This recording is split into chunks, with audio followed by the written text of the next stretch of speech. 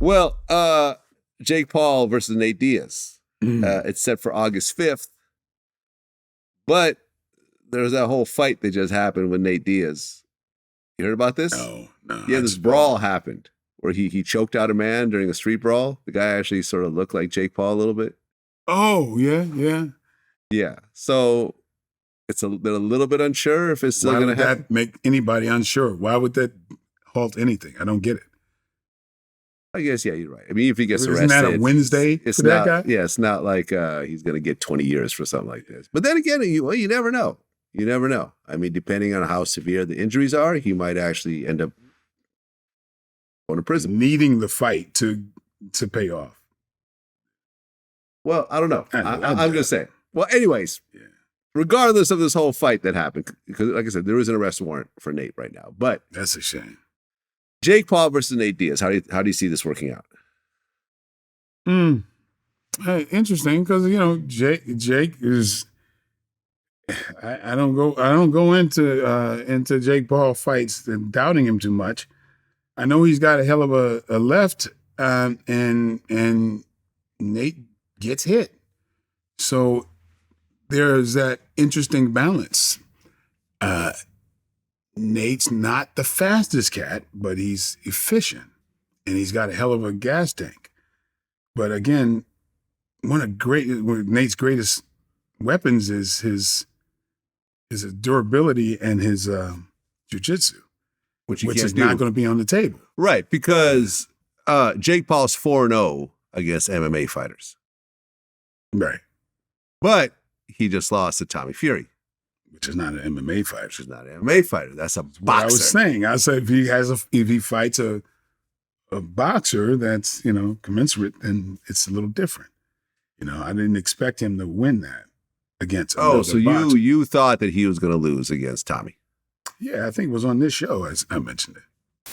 Put him in the ring with a real 20-something-year-old who really boxes, who's not an MMA guy once again.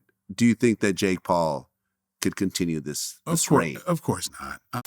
Okay, so you thought he was going to lose, which you predicted. What's your prediction with Nate Diaz if it happens? I don't have a prediction with that. It kind of balances. I feel like it's.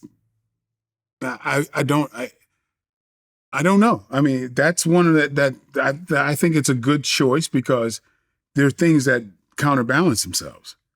Right. Yeah. And see, I was right. KSI, you know who that is? Mm-mm. He's like a YouTuber. Yeah. He is basically the backup right now to Nate Diaz in case Nate Diaz isn't going to fight.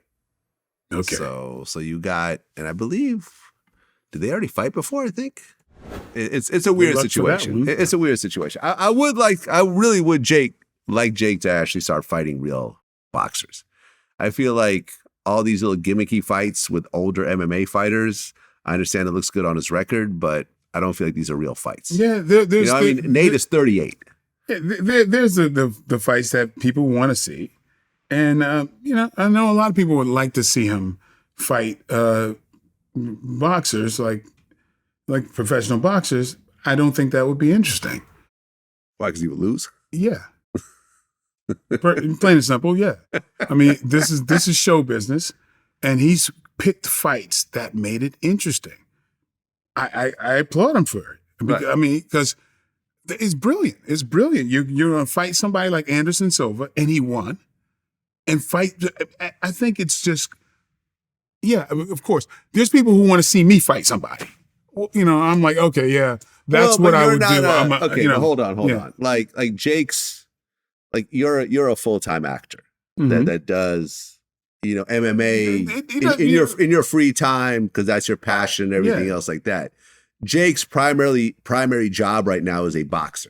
Right? That's his full-time job. Yeah. The others, whatever he does on the side, but he doesn't even do YouTube anymore. But my point being is that it's what people want to see. People want to see. People want me to teach them karate. No, I got it. No, listen, I got it. Like people are going to want to see that, but that I don't know if they really know that they want to see, because a lot of people.